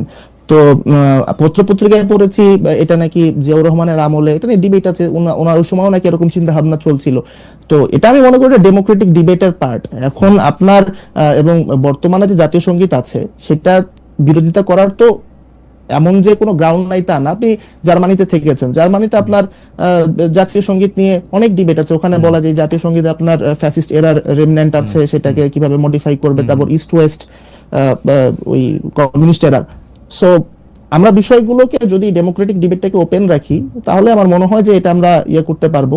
এখন এগুলোর মাধ্যমে আসলে জামাত কি অ্যাচিভ করতে চেয়েছে, একটা লেখা যে জিনিসটা আপনি বললেন, ছাত্র সংবাদে একটা লেখা প্রকাশিত হয়েছে আহমেদ আফগানি নামের, সেখানে বলেছে যে অনেক মুসলমান না বুঝে ভুল বুঝে মুক্তিযুদ্ধ গেছে। তো এটা আহমেদ আফগানির, আমি মনে করি যে এটা প্রথমত আহমেদ আফগানির নিজস্ব মতামত। এই মতামত তবে জামাত শিবিরের অনেকেই হোল্ড করেন এবং জামাত শিবিরের বাহিরেও অনেকে হোল্ড করেন, বাট আমি মনে করি না যে জামাত বা শিবির অফিসিয়ালি, বিশেষ করে বর্তমান যে নেতৃত্ব, তারা এই বরঞ্চ তারা আসলে 71 জিনিসটাকে পাশ কাটিয়ে যেতে চান। এই কারণে না যে তারা 71-কে ভুলে যেতে চান, বরঞ্চ তারা 71 জিনিসটাকে পাশ কাটিয়ে দিতে চান, যাতে করে তাদের মানে তারা যেন এটাকে এমব্রেস করতে পারেন, বিকজ আদারওয়াইজ তো তাহলে তাদের যে দলের পাস লিডারশিপ সেই বিষয়গুলোকে কোশ্চেন হবে। ওকে, আমি ব্যারিস্টার ফারহানার কাছে আমি এই প্রসঙ্গটা দিয়ে আসলে একটু শেষ করতে চাই, এবং দর্শকদের মধ্যে থেকেও এই প্রসঙ্গটা আছে যে আপনি এই জামায়াতের বা বিএনপির এই রাজনীতি বা এনসিপির রাজনীতির ক্ষেত্রে যেগুলি প্রশ্ন, মুক্তিযুদ্ধ, তারপরে হচ্ছে ইসলাম বিরোধিতা বা ধর্ম বিরোধিতা বা সংখ্যালঘুতা ইত্যাদি যে প্রশ্নগুলি আছে, সেই প্রশ্নগুলিকে কিভাবে আপনি ডিল হতে যাচ্ছেন এবং সেটা আসলে কোন দিকে যাচ্ছে। আর এইটার সাথে লাগোয়া প্রশ্নটা হচ্ছে যে আওয়ামী লীগের 15 বছরের কর্তৃত্ববাদী শাসনের বিরুদ্ধে যেসব সাংবাদিকেরা নিয়মিত কথা বলেছেন, মানে আমি মানব জমিনের সম্পাদক মতিউর রহমান চৌধুরীর কথা এই মুহূর্তে মনে পড়ছে। তিনি খুবই উচ্চকণ্ঠ ছিলেন, বিশেষ করে জুলাই আগস্ট আন্দোলনের সময় তাকেও আমরা অনেক হতাশ হতে দেখছি। এই ফিলটা আপনারও হচ্ছে কিনা, দুটি মিলিয়ে যদি একটু বলেন। আচ্ছা, আমি প্রথম প্রশ্নটাতে আসি। বিএনপি মুক্তিযোদ্ধার দল, বিএনপির প্রতিষ্ঠাতা শহীদ প্রেসিডেন্ট জিয়াউর রহমান, তিনি বীরুত্তম, তিনি সেক্টর কমান্ডার ছিলেন, এবং বিএনপিতে যত মুক্তিযোদ্ধা যতজন আছেন খেতাবপ্রাপ্ত মুক্তিযোদ্ধা, আমার মনে হয় না, আমি মোটামুটি চ্যালেঞ্জ নিয়ে বলতে পারি আর কোন দলে এত মুক্তিযোদ্ধা আছে। সুতরাং মুক্তিযুদ্ধকে অস্বীকার করা, মুক্তিযুদ্ধের গরিমাকে খাটো করে দেখানো, এটা বিএনপি দল হিসেবে বিএনপির মর্মমূলে আঘাত করে। এর আগের প্রশ্নে আমি আপনাকে যে উত্তরটা দিয়েছিলাম জামাত এবং বিএনপির জোটের ব্যাপারে, আমি আপনাকে পরিষ্কার করে বলেছি ভোটের রাজনীতিতে জোট একটা বাস্তবতা, কিন্তু দ্যাট ডাজন্ট মিন যে দুটো দল যারা জোটবদ্ধ হচ্ছে তারা আদর্শিকভাবে একই আদর্শ ধারণ করে। কারণ যদি একই আদর্শ ধারণ করতো তাহলে তো একটি দলই হতো, তাহলে তার দুটি দল হতো না। দুই হচ্ছে, এই অভ্যুত্থানের পরে যে বিষয়টি আমাকে সবচেয়ে বেশি আহত করেছে সেটি হচ্ছে পলিটিক্স তো আসলে দুই ধরনের, একটা হচ্ছে আইডেন্টিটি পলিটিক্স, একটা হচ্ছে ওয়েলফেয়ার পলিটিক্স। আইডেন্টিটি পলিটিক্স সেটা ধর্মের ভিত্তিতে হতে পারে, জাতির ভিত্তিতে হতে পারে, যেমন গত 15 বছর আমরা জাতির ভিত্তিতে দেখেছি বাঙালি জাতি, হ্যাঁ, মানে 1000 বছরের বাঙালি জাতি, এই আইডেন্টিটিটাকে আমরা মানে বেস করে পলিটিক্সটাকে রান করতে দেখেছি। ফর এক্সাম্পল ভারতে আমরা মোদির রাজনীতি দেখি, হিন্দুত্ববাদ, হিন্দুকে আইডেন্টিটি ধরে তারপরে তার রাজনীতিটা সেখানে ঘুরপাক খায়। আর পাশাপাশি যেটা ওয়েলফেয়ার পলিটিক্স, সেটা আপনাকে শিক্ষায় আপনি কি করবেন, স্বাস্থ্যে আপনি কি করবেন, সামাজিক সুরক্ষায় আপনি কি করবেন, বৈষম্য নিরসনে আপনি কি করবেন, বেকারের জন্য আপনি কি করবেন, অর্থাৎ কল্যাণমূলক যে রাজনীতি, সেটার একটা আলোচনা, সেটার একটা ডিবেট, সেটার একটা মানে দ্বার উন্মোচন হবে, এই আশাটা আমি করেছিলাম, হয়তো বা খুব বেশি আশা করেছিলাম। কারণ আমি দেখলাম ঘুরে ফিরে আমরা কিন্তু খুবই এমন সব তাত্ত্বিক আলোচনায় নিজেদেরকে আটকে রাখছি, যে আলোচনাটা নিয়ে না, বিশ্বাস করেন আমি তো খুব রেগুলার গ্রামে থাকি, গ্রামে আসি, আমাদের সাধারণ মানুষের ন্যূনতম কোনো চিন্তা নাই। আমি ঢাকায় যখন থাকি, আমি ইচ্ছাকৃতভাবে, যদিও আমার প্রয়োজন নাই, আমি ইচ্ছাকৃতভাবে রিকশায় উঠি, পাবলিক ট্রান্সপোর্টে উঠি, সিএনজিতে চড়ি, সো দ্যাট আমি ওই মানুষটির সঙ্গে কথা বলতে পারি, জানতে পারি উনি আসলে কি নিয়ে চিন্তিত। বিকজ ওনারাই তো দেশের মেজরিটি, তাই না? ওনারাই তো মেজর শেয়ার হোল্ডার। ওনারা কিন্তু ওই কল্যাণমূলক রাজনীতি যে বিষয়গুলো নিয়ে আলাপ করে, যে বিষয়গুলোর চর্চা কল্যাণমূলক, আমাদের সময় শেষ হয়ে আসছে, একটু যদি করো, যে একটু যদি শেষ করেন, সময় শেষে। আমি আমি আমি আমি আমি আশাবাদী হতাম যদি আমি দেখতাম যে বিএনপি, জামাত, এনসিপির রাজনীতি হচ্ছে এরকম, বিএনপি তার প্রস্তাবনা দিচ্ছে যে আমরা আসলে এই এই কাজগুলো করব, স্বাস্থ্যে এগুলো করব, শিক্ষায় এগুলো করব, বেকারত্ব নিরসনে, জামাত দিচ্ছে তার প্রস্তাব, এনসিপি দিচ্ছে তার প্রস্তাব, সেখান থেকে মানুষ বেছে নেওয়ার সুযোগ পাচ্ছে। কিন্তু না, রাজনীতি ঘুরপাক খাচ্ছে জাতীয় সঙ্গীত কি থাকবে না থাকবে না, এটা কি গোলাম আজমের বাংলা কিনা, গোলাম আজমের বাংলা হলে সেখানে আওয়ামী লীগের ঠাঁই হবে কি হবে না, আমাদের মানে এই বিষয়গুলো না আপনাকে কেবলমাত্র গুটি কয়েক মানুষের আমি কি বলবো, যে মানে রাজনীতির খোরাক হতে পারে, কিন্তু সেটা মাস পিপলকে কখনোই এই রাজনীতি স্পর্শ করবে না। আমি একটু বাংলাদেশে কি আসলে মাস পিপলের রাজনীতিটা হইছে কোনোদিন? বাংলাদেশ তো আসলে রেটরিক নিয়ে রাজনীতি হয়, মানে মুক্তিযুদ্ধের স্লোগান কোনটা, কোনটা আসলে জামাতে ইসলামী, কোনটা আসলে বিএনপি। জি বলেন, মাস পিপলের রাজনীতি হয়েছে? হয় নাই বলেই না আমি স্বপ্ন দেখছিলাম যে এটা যদি হতো, কিন্তু হয় নাই, হওয়ার শুরুটাও হয় নাই। এতে কি হয় জানেন, আইডেন্টিটি পলিটিক্স প্রতিটা রাজনৈতিক দলকে একটা খুব বড় সুবিধা দেয়, সেটা হলো কিছু রেটরিক দিয়ে খুব দ্রুত মানুষগুলোকে আপনি নিজের দলে আন্ডারে নিয়ে আসতে পারেন। ফর এক্সাম্পল, এই যে নারীর অধিকার কমিশন, আমি আবারও আমাদের প্রাথমিক আলোচনায় ফিরে যাই, এই অধিকার কমিশন আমাদের ধর্মীয় অনুভূতিকে আঘাত দিয়েছে।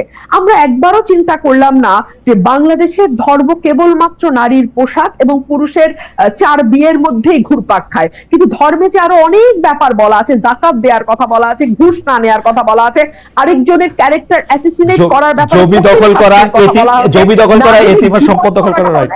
অ্যাবসলিউটলি। এতিমের সম্পদ দরকার ব্যাপারে এত হার্শ আয়াত বোধহয় আর কোনো ব্যাপারে নাই, এতিমের সম্পদের ব্যাপারে বলা আছে। হ্যাঁ, কিন্তু এগুলো নিয়ে কিন্তু আপনি কোনোদিন আলোচনা শুনবেন না। নারীর পোশাক, পুরুষের বিবাহ, এর বাইরে যেন ইসলামে আর কিছু নাই। এতে আপনার আপাতত কিছু সুবিধা হয় বটে, কিন্তু আপনার কারণে ধর্ম যেমন লাঞ্ছিত হয়, দেশটাও আর আগাতে পারে না, বেঁচে পারে না। আপনি আসলে, যেহেতু আমরা জনাব ইশাককে দিয়ে শুরু করছিলাম এবং শুরুটা অনেক বেশি ভালো হয় নাই, আমরা একটু হাসি খুশি শুরুটা একটু শেষটা একটু করি জনাব মোহাম্মদ ইশাককে দিয়ে। আপনার কাছে আসবো, আমি শুধু এই ব্যাপারে জনাব ইশাকের একটু সুচিন্তিত মতামত একটু শুনতে চাই। জনাব ইশাক, এই যে আমার শুধু জনাব মতিউর রহমান চৌধুরীর কথা বারবার মনে আসে, কারণ জনাব মতিউর রহমান চৌধুরী আসলে প্রকাশ্যে বলেন, লেখায় না, লেখায় প্রকাশ্যে দুইটাতেই আসলে আমি তাকে বলতে দেখি যে মন খুলে লিখতে না পারার কথা, সেলফ সেন্সরশিপের চর্চা বাড়ার কথা। আসলে আমি যে মাহফুজ আনাম সাহেবের কথা বললাম, যে মাহফুজ আনাম সাহেবকে আমি জার্মানি বনে ইন্টারভিউ করেছিলাম, তখনও তিনি বলছিলেন যে যা আমি করতে চাচ্ছি, যা লিখতে চাচ্ছি, তা লিখতে পারছি না, এটা আমার সম্পাদক হিসেবে সবচেয়ে বড় ব্যর্থতা বা সবচেয়ে বড় মানে কি বলবো কষ্ট। একইভাবে এই সেলফ সেন্সরশিপের চর্চা এখন কি আরো বেড়েছে কিনা, আপনি কি দেখতে পান? উপদেষ্টাকে প্রশ্ন করলে অ্যাপারেটলি সাংবাদিকের চাকরি চলে যেতেছে, উপদেষ্টা না বললেও চলে যেতেছে। আগে তো শেখ হাসিনা তবু বলতো চাকরি খাইয়া দাও, বা শেখ হাসিনার মেশিনারি বলতো, এখন বলতেও হয় না, অটোমেটিক চলে যায়। আর তারপরে তো সংবাদ প্রকাশ করে তা আবার ডিলিট করা হচ্ছে, মানে ঘটা কইরা। এইগুলিকে আপনি আসলে কিভাবে দেখেন? আপনি বলার পরে আমরা ব্যারিস্টার ফারহানাকে 30 সেকেন্ড শুনবো। জনাব মোহাম্মদ ইশাক। আচ্ছা দেখেন, আপনার এই বিষয়গুলো যেগুলো বললেন, এটা আপনার কিন্তু যে কোনো পোস্ট রেভলিউশনারি সোসাইটিতে এগুলো খুবই কমন ঘটনা। আপনার ওই যে এবং এখন অনেক ফ্রাস্ট্রেশন তৈরি হবে। ইভেন এর আগে জুলাইতে যে ইউনাইটেড ফ্রন্ট ছিল, তাদের মধ্যেও দেখবেন অনেক ধরনের ডিভিশন তৈরি হয়েছে। অনেকে নানান কারণে ডিস্যাটিসফাইড বা হচ্ছে তারা মনে করবেন যে অবমূল্যায়িত হয়েছেন। সো তাদের মধ্যে আপনার বিভিন্ন ফিচার্স দেখবেন। আপনার এই যে আমাদের বাংলাদেশ তৈরি হওয়ার পর প্রথম দশকের যে উত্তাল রাজনীতি, সেই রাজনীতির পক্ষ বিপক্ষ, সেটা কিন্তু এই যে ৭১-এ যারা মুক্তিযুদ্ধ করেছে তাদের মধ্যে নানান পক্ষ। ওই যে আহমেদ আফগানি বলল যে অনেক মুসলমান নাকি মুক্তিযুদ্ধ যেয়ে পরে তারপর তারা তওবা করেছে, ওরাও কিন্তু ওরকম হচ্ছে ঠিক আছে জুলাইতে বুঝি নাই, তখন ভুল করে প্রোফাইল পিকচার লাল করে ফেলছিলাম, কিন্তু আগেই তো ভালো ছিলাম, এইরকম একটা কিন্তু এখানে সিমিলারিটি ড্র করার স্কোপ আছে। সো নানান রকম ডিস্যাটিসফ্যাকশন সত্ত্বেও আমি বলবো বর্তমানে পরিস্থিতি আমরা অনেক ভালো আছি। এই কারণে আপনি যেমনটা বললেন যে এখন স্টেট থেকে প্রেশারটা কিন্তু আসছে না। নন স্টেট অ্যাক্টরের প্রেশার বা নন স্টেট অ্যাক্টরের চাপের সাথে আমরা যদি স্টেট অথরিটির চাপকে ওই সাথে যদি একটু ছোট করে একটু মব যুক্ত করি, স্টেট প্রেসার দিল না ধরেন, কিন্তু কেউ বললো আসতাছি ওহেন একটু গরু জব করে আসমু, ওহেন একটু তোমাকে একটু দেখে আসমু, তাহলে একটু ভয় পাবে না মানুষ? এবং স্টেট ওদের বাধা দিবে না, স্টেট বাধা দিবে হচ্ছে পিক এন্ড চুজ ভিত্তিতে। স্টেটে যেটা পছন্দ, যেখানে হাসনাত আব্দুল্লাহ থাকবে এখানে বাধা দিবে না, হাসনাত আব্দুল্লাহ না থাকলে বাধা দিবে। আচ্ছা ঠিক আছে, আপনার যমুনার সামনেও যখন হাসনাত আব্দুল্লাহ গিয়েছে তারপর কিন্তু তাদেরকে সরিয়ে দেওয়া হয়েছে এবং পরে তারা শাহবাগী এবং ইন্টারকন্টিনেন্টাল ওখানে গেছে, বাট ওটা প্রসঙ্গ না। যখন আপনার প্রথম আলোর সামনে যখন হচ্ছে হলো গরু জবাই এবং এই ধরনের একটা বিষয় হলো, তখন কিন্তু রাষ্ট্র ভায়োলেন্টলি তাদেরকে রিমুভ করেছে। সো আমার কাছে মনে হয় না যে, এবং এটাও বুঝতে হবে রাষ্ট্রের এই মুহূর্তে সক্ষমতা কত। যেই পুলিশ কিছুদিন আগে রীতিমতো একটা ম্যাসাকার চালিয়েছে, সেই পুলিশের এখন কতটুকু মোরাল আপনার হাই গ্রাউন্ড আছে, বা তাদের কিভাবে সেই অথরিটি তারা এক্সারসাইজ করতে পারছে সোসাইটিতে, বা অ্যাকসেপ্টেবিলিটি আছে, সেটাও কিন্তু একটা প্রশ্ন। এই ডিফিকাল্ট টাইমসের মধ্যে এই ধরনের কিছু প্রবলেম হবে। ডিলেট করার ঘটনা যেটা হয়েছে, আমি মনে করি না এটা রাষ্ট্র, বাংলাদেশ রাষ্ট্র ইটসেলফ দায়ী। আমি মনে করি এখানে হয়তো একজন পার্টিকুলার পার্সন এটা করেছেন, আমি তার সাথে বাংলাদেশ রাষ্ট্রকে ইকুয়েট করতে রাজি হচ্ছি না। আমি মনে করব যে আমি দাবি করছি, স্ট্রংলি ক্লেম করছি যে বর্তমানে যে এই প্রবলেমগুলো আমরা দেখতে পাচ্ছি না, আমি মাহফুজ আলমের কথা বলছি না, মাহফুজ আলমের স্ট্যাটাস ডিলিট করার কথা বলছি না। আমি বলতেছি যে বগুড়া একটা ঘটনা ঘটছিল, আমি দেখলাম ৩-৪টা টেলিভিশন এটা রিপোর্ট করছে, রিপোর্ট করার পরে তারা আবার এটাকে ডিলিট করছে, এটা বলে যে না এরকম কোনো ঘটনা ঘটে নাই। এবং ২-৩টা সংবাদ মাধ্যম যেহেতু, সেই তো আমার একটু সন্দেহ হয়েছে। এবং রাষ্ট্রের ক্ষেত্রে আমি একই ধরনের রিপোর্ট ৩-৪টা জায়গায় দেখতে পাচ্ছি, মানে যেরকম আওয়ামী লীগ আমলে দেখতে পাইতাম একই রিপোর্ট। আচ্ছা দেখেন, আমি এক্স্যাক্টলি জানি না আপনি কিসের কথা বলছেন, কিন্তু কয়েকদিন আগে জাতীয় সঙ্গীতের থামাই দেওয়া হইতেছে বা এরকম কিছু একটা মব গিয়া নষ্ট করছে, এরকম একটা খবর ছাপা হয়েছিল বেশ কয়েকটা টেলিভিশনে, অন্তত 2টা টেলিভিশনে আমি দেখছি, বেশ কয়েকটা গণমাধ্যমে। তারপরে তারা এটা তুলে নিছে, বলছে যে এরকম কোনো ঘটনা ঘটে না, আমরা অনবধানতা বশত এটা ছাপাইছি।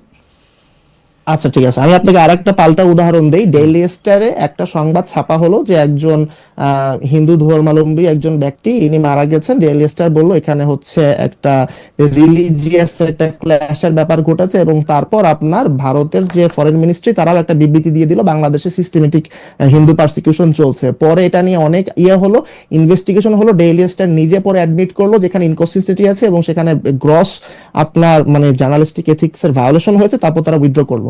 এখন আপনি কি এই ধরনের প্র্যাকটিস তো হয়েছে, এবং আমি আবারও শুরুটা যেখানে থেকে করেছিলাম যে আমাদের জার্নালিজম, আমাদের তো সোসাইটি ফ্যাসিসবাদের আমলে ট্রাস্ট ভেঙে যায়। আপনার দেখা যাচ্ছে যে একটা যখন সার্ভেইলেন্স স্টেট তৈরি হয় তখন কি হয়, আপনার ওরওয়েলে আমরা পড়েছি যে ছেলে বাবাকে রিপোর্ট করছে, বাবা প্রতিবেশীকে রিপোর্ট করছে, সেখানে আমাদের জার্নালিস্টদের সাথে তো সোসাইটির ট্রাস্টের সম্পর্কটা আর আগের মতন নাই। তারা তো অনেকভাবে কনসেন্ট ম্যানুফ্যাকচার করেছে। সো ইভেন নাও যে আমি যেটা বললাম যে ডেইলি স্টারের যে ঘটনা আপনার হয়তো মনে থাকবে, আমার মনে আছে, তো এই ধরনের ঘটনাও ঘটেছে। আমার কাছে একটা জিনিস এটা শেষ, এই যে কনসেন্ট ম্যানুফ্যাকচারের কথা যেটা আপনি বলতেছেন, সেটার ক্ষেত্রে আবার আমি যদি আপনার কাছে ফিরে আসি, যে আপনি আবার বলতেছেন যে এখানে আসলে সত্য ব্যাপার না, এই যে সত্যটা ব্যাপার না, কনসেন্ট ম্যানুফ্যাকচার একটা বড় সংবাদ মাধ্যম কোনো একটা এজেন্ডা সেট করতে গিয়ে, তার কায়েমি স্বার্থ করতে গিয়ে করলো, এবং তাকে আসলে তার একটা প্রিন্টার্স লাইন আছে, একটা এডিটোরিয়াল পলিসি আছে, তাকে আমরা ধরতে পারলাম। অথবা আমি একটা সোশ্যাল ইনফ্লুয়েন্সার, আমি একটা বিকল্প মিডিয়া করে তুলছি, আমার কোনো এডিটিং নাই, কোনো কিছু নাই, আমি কনসেন্ট ম্যানুফ্যাকচার করতেছি, কারণ সত্য কোনো ব্যাপার না, আমার এখন আদর্শটা প্রতিষ্ঠা করতে হবে। আপনি কি মনে করেন সেকেন্ডটা ভালো, যে আমি কনসেন্ট ম্যানুফ্যাকচার করতে পারবো যেহেতু আমি ট্রেডিশনাল মিডিয়া না? Not necessarily, but at least এখানে হচ্ছে প্রোপাগান্ডা ডেমোক্রেটাইজেশন হচ্ছে। আগে ধরেন একজন করতে পারতো, এখন মানে আমরা সবাই মিলে আপনার মানে আওয়ামী লীগ যে দুষ্টামিগুলি করছে, এখন আমরা সবাই মিলে সেটা করতে পারতেছি, কংগ্রেচুলেশনস। আমার মনে হয় যে আপনি অত্যন্ত চমৎকার বলেছেন। কিন্তু আপনার কি শেষ কিছু বলার ছিল জনাব মোহাম্মদ ইশরাক? কারণ আমরা যেহেতু একটু 5 মিনিট বেড়েছে, আমরা একটু রুমিন ফারহানা ব্যারিস্টারকে দিয়ে শেষ করতে চাই। আপনি যদি কিছু বলার থাকে আমি একাত্তর প্রসঙ্গে যে রাজনীতিটা হচ্ছে, আমি ওইটা নিয়ে একটা বলতে চাচ্ছিলাম। সেটা হচ্ছে ব্যারিস্টার রুমিন ফারহানা বলছিলেন যে জোটের রাজনীতি এবং আদর্শের রাজনীতি। ইন প্রিন্সিপাল আমি কথার সাথে এগ্রি করি, কিন্তু আপনি যদি হচ্ছে জোটের রাজনীতি থেকে এর ব্যাপারটা যদি এরকম হয়, আপনি যুদ্ধাপরাধীর গাড়িতে জাতীয় পতাকা তুলে দিয়েছেন বা যুদ্ধাপরাধীর সাথে রাজনীতি করছেন, সেটা কিন্তু আবার একটা প্রবলেম। এখানে আমি খালেদা জিয়ার বহু সমাবেশে গিয়েছি, উনি নিজামী মুজাহিদের মুক্তি চেয়েছেন, আমি তারেক জিয়ার বক্তব্য আছে। আমার মনে হয় যে আমরা 5 আগস্টের পর আমরা একটা বড় ন্যাশন হিসাবে আমরা ফেল করেছি যে এই যে ফ্যাসিবাদের যারা ভিকটিম ছিল তাদেরকে আমরা রাজনীতির স্বার্থে আর ডেমোনাইজ করব না, এই কনসেনসাসে আমরা পৌঁছতে পারিনি। তো যার ফলে যে জিনিসটা হয়েছে 71, আমি মনে করি এটা অ্যালাইভ থাকবে এবং বিভিন্ন পক্ষ এটা নিয়ে রাজনীতি করবে। তবে কে কিভাবে রাজনীতি করবে সেটা এখনো বলার সময় আসেনি। আপনাকে অনেক ধন্যবাদ মোহাম্মদ ইশরাক। বেশির রুমিন ফারহানা, আপনি যদি একদম কোনো ছাড়া আপনি যদি 1 মিনিট বলেন, আমরা কোনো ইন্টারাপশন ছাড়া, প্লিজ। দেখুন, আমি তো একজন আইনজীবী। যতদিন পর্যন্ত না আপনি আদালত দ্বারা প্রমাণিত হচ্ছেন, ততদিন পর্যন্ত আপনাকে আমি অপরাধী বলবো কিনা সেটা তো আমি আইনজীবী হিসেবে বলতে পারি না। নিজামের বিচার হয়েছে 2006 এর পরে। সো তার আগে আমি যদি তর্ক করি, আমি যদি আইনজীবী হিসেবে তর্ক করি, যতদিন পর্যন্ত তার অপরাধ প্রমাণ না হচ্ছে ততদিন পর্যন্ত তো আপনি তাকে যুদ্ধাপরাধী বলতে পারছেন না। 1, 2 হচ্ছে যুদ্ধাপরাধের বিচার নিয়ে অনেক প্রশ্ন আছে, অনেক রকম ব্যাপার আছে। কেলেঙ্কারি, স্কাইপ কেলেঙ্কারি থেকে শুরু করে সুখরঞ্জন বালির কাহিনী থেকে শুরু করে অনেক রকম কথা আছে, সেই আলোচনায় আজকে আমরা আর না ঢুকি। তবে 2024-এর গণ অভ্যুত্থানের পরে আমি চতুর্দিকে একটা চরম অসহিষ্ণুতা লক্ষ্য করি।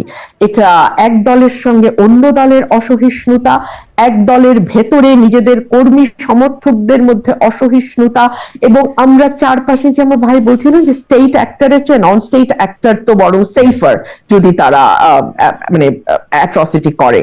না, এটা সেফার না। এটা সেফার না এই কারণেই যে স্টেট যখন সরাসরি কারোর রাইট ভায়োলেট করছে, কোন রকম ক্রিমিনাল অ্যাক্টিভিটিস এর সঙ্গে জড়িয়ে যাচ্ছে, তখন কিন্তু আপনি কোনো না কোনো ভাবে যদি আপনি চান তাকে জবাবদিহিতার মধ্যে আনতে পারেন। কিন্তু ধরুন মোহাম্মদপুরের একটা বাড়িতে কিশোর গ্যাং ঢুকে এলোপাতাড়ি 10 জনকে কুপিয়ে গেল, এবং এটা কোনো বিচ্ছিন্ন ঘটনা না। এটা কিন্তু 24-এর গণ অভ্যুত্থানের পরে আইন শৃঙ্খলা পরিস্থিতির যে অবনতি, এটা তারই ধারাবাহিকতার একটা ঘটনা। এবং আমরা যখন দেখি যে তৌহিদি জনতা মব মরাল পুলিশিং করছে, এবং এই ব্যাপারে স্টেটের অ্যাক্টর যারা, তারা চুপ করে আছে, যেটা আপনি একদম সঠিকভাবে ধরেছেন যে যখন তাদের ইচ্ছা হয় তারা মুখ খোলে, যখন তাদের ইচ্ছা হয় না তারা মুখ খোলে না। তখন আমাদের মতন যারা একেবারে সাধারণ নাগরিক, আমরা কিন্তু খুবই দুশ্চিন্তায় এবং খুবই নিরাপত্তাহীনতায় ভুগতে ভুগতে দিন পার করি। রুমিন ফারহানা, আপনাকে অনেক ধন্যবাদ। জনাব মোহাম্মদ ইশরাক, আপনাকেও অনেকগুলি বিষয় নিয়ে আজকে কথা হয়েছে। আসলে